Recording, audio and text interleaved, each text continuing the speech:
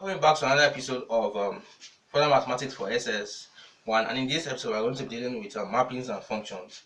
So, when we talk about mappings and functions, they are actually part of mathematics that have to do with when you have a particular value and what can you associate that value with. So, mappings and functions are quite simple and interesting. So, let's delve into the concepts we'll be dealing with today. So, these are our performance objectives. Today, we are supposed to cover some concepts, and these concepts involve we are supposed to deal with first we are supposed to deal with defining the mapping of function. Then we should also distinguish between different types of mappings of functions. Then we'll also be able to solve problems involving mappings of function, and we are going to be covering all these concepts in today's episode. So don't forget to sit tight and understand these concepts. So basically, let's start with the definition of what a mapping is. So basically, a mapping is basically an assignment of numbers. That's basically what I know it as. You can use any definition for a mapping, but you recall that a set is clearly defined into a collective or collection of objects.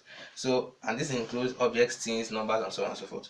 So basically, and if you have two non-empty sets, and if there's any rule by which you can associate one element of a set with a particular element or a unique element of another set, then that rule is called a mapping. So given two non-empty sets A and B, if there is a rule which assigns an element x element of A, unique element y element of B, then such a rule is called a mapping. Now the set A is called the domain of the mapping, y set B is called the codomain of the mapping. So in this concept, we are talking about the fact that we are looking for the relationship between two sets, and one of the first set is called the domain, while the second set is called the codomain of that mapping. So that was the concept, that's the basic concept, and that's the fundamentals that you will need to understand before getting it, understanding the concept of mappings. So let's move on to something else where we have we're talking about functions. So I know that we've talked about mapping for some time, but functions are actually the like 99% of what we're talking about today has to do with functions. Why? Because functions are special mappings that consist of numbers. So you will see it on the screen now. Yes, a function is a special mapping, yes, that consists of numbers.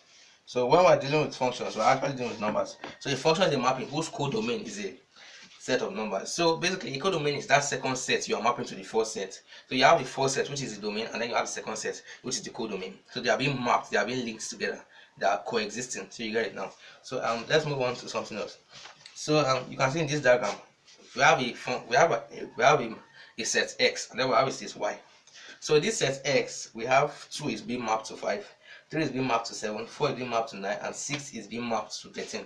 That's the concept of mapping, which I need you to understand. So once you understand that, we'll be able to do more on something. So basically, let's move on to something else. And the next concept we're dealing with is the concept of types of mapping. So let's talk about types of mapping. So let's talk about and these types of mapping, there are different types of mapping. Basically, there are different types of mapping. Each of these types of mapping, they have their own specific characteristics. So we have, first of all, we're going to be dealing with the one mapping. So the one mapping is a specific kind of mapping that it has very different varying properties. The one-to-one mapping, and this one-to-one mapping, it's very special in the sense that it has to do with the fact that every element in the domain must be mapped to an element in the codomain. So you basically cannot have any element in the domain that is not mapped. So let function of x to y be the mapping that establishes the correspondence between the set x and y. Then the mapping f is called one-one mapping if different elements in the domain have different images in the codomain. So that means each element in the domain will have its unique image in the codomain, and they will not share any domain any image. So those are the images. So each element has its own image. So for example, the mapping which associates this example 6, we have the mapping which associates each state in Nigeria with its governor is a one-one mapping. Why is that so? Because you know each state in Nigeria will have its own unique governor. So each no state will share governor with each other states. So it does not happen except on rare occasions where the constitution is being overlooked. So that's the concept. And also we also have another example. dealing with that. So I hope you understood that concept. That is basically the concept that you need to understand in mapping. So having said that, let's move on to something else. So and that's the next thing we are dealing with here is we're dealing with onto mapping. Yes, this is another kind of mapping. It's called an onto mapping. So this onto mapping, it is a kind of mapping that where you're mapping numbers or data onto another data. So this onto mapping, it is quite different from the rest because it's focusing on the codomain of the data.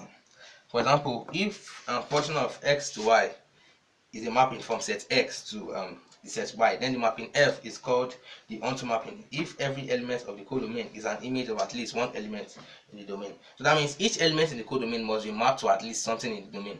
That's what this concept is talking about.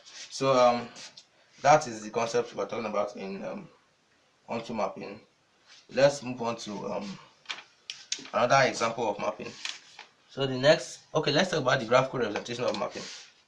The graphical representation of mapping. So mappings, they are represented in many different ways. So the first way of representing a mapping is by arrow diagrams. Then we also have the parallax axis. Then we also have the Cartesian plane. So shortly we'll be dealing with arrow diagrams. Let's move on to arrow diagrams. So basically, arrow diagrams are kind of diagrams where you have arrows linking the elements to the codomain. So basically we have the let function of xy be a mapping defined by the graph in figure 7.2. So we have the elements in the domain. So we have the domain x, we have a, b, and c. There are different elements a, b, c in the domain. Then we also have the codomain y. So we have the different elements in the codomain. So here we are mapping a to z, mapping b to x, and mapping c to y. So these are the different elements in the domain, and this is how we map them to the different elements in the codomain. So basically, that being said, we have some things to cover. We also have the parallel axis. The parallel axis, they are basically axes that are parallel to each other, and the numbers are registered parallel to each other, and basically that is basically how it works. So let's delve into another example. For this example, we are going to be dealing with a question here. So in this question here, we have it that we have to draw the graph of the mapping function of x being mapped to x squared plus 1 in the interval -3 less than or equals to x less than or equals to 3. So in this case, we are mapping x to x squared plus 1. So anywhere you have a number x, the number x will be transformed to x squared plus 1. You can guess what happens here if you have some basic knowledge of mathematics. So in this case, you have a table of values of x from x, because they said x ranges from -3 to 3. That means we have -3, -2, -1, 0, 1 to 3. Then you begin to pick each single value of x. For example, we start from -3 here. So you say if x is mapped to x squared plus 1, that means when you are dealing with -3, you are mapping it to -3 squared plus 1. At the end of the day, you have 10 as your answer, and that's what we repeat to get the table of values. And then we plotted the graph. If you don't know how to plot the graph, you can check out my course in pure mathematics. I've talked about how to plot the graph, and it's quite simple. So I hope you understand the concept of mappings. We also have the special kind of mappings. So there are different special kind of mappings, and this special kind of mapping, they have their different properties. So the first special kind of mapping we'll be dealing with today is the identity mapping. So the identity mapping, well, the identity mapping is kind of like a kind of mapping where you let's say let function of x to x be a mapping defined by function of x equals x for all x element of set x, and then we'll have the function, the f is called the identity mapping. It is a mapping which takes an element onto itself. So in this example, you can see in the diagram that an identity mapping is a mapping in which each element is taking its similar elements in the image. So for example, x is taking x in the image, y in the domain is taking y in the codomain, z is in the domain is taking z in the codomain. So basically, you said for example, if I make such a sentence like Nathaniel is Nathaniel, so that means that's kind of like you are naming yourself to yourself. So that's what we call an identity mapping. It's very similar to the concept of identity mapping. So that's the first special kind of mapping we're talking about today. So we still have other special kind of mapping. The second one is the constant mapping. So the constant mapping is quite a special kind of mapping because It's a kind of mapping where every element in a domain is mapped to the same image in the codomain. So in this case, you can see in the diagram both x, y, and z in the domain are mapped to an image of k in the codomain. So that's kind of like they are rushing to that k, and it's quite a very, very special kind of mapping, which is why they are special mappings anyway. So let's move on to another kind of mapping, which is the composite mapping. So the composite mapping is a kind of mapping where you have two different functions on different sets, on more than two sets. So basically you have you have more than one function on more than two sets. So here we have, in this case, we have two functions on three sets. So let function of x to z and g of z to y be two mappings such that the codomain of x is the domain of g. So in this case, you have the domain f, domain x. This z is the codomain of x, and at the same time, y is the codomain of z. So it's kind of like a chain rule of mappings, and it's quite significant when we consider the behavior. So let's move on to something else. And next, looks like we've been talking about mappings. Let's deal with examples so that you can understand the concept better. So the first example we'll be dealing with here is the example. We'll be talking about mappings, different kind of mappings. So let's give the example on the screen.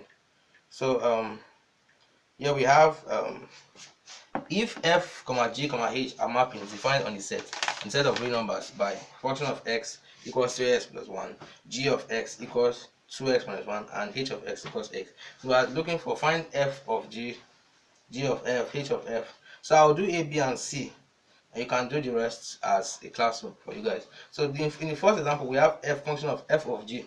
So here we have f of g of x. So that's the function of g of x. So now in general, when you are giving functions like this, you do the ones in the brackets first. So here we have function of g of x, whereas g of x is 2x minus 1 as the question gives us. So that will be function of 2x minus 1, and then you substitute that value 2x minus 1, you take it as a single value and substitute into the function of that f. That's 3x plus 1. So that means when you see x, you put 2x plus 1. So 3 open bracket 2x plus 1 plus 1.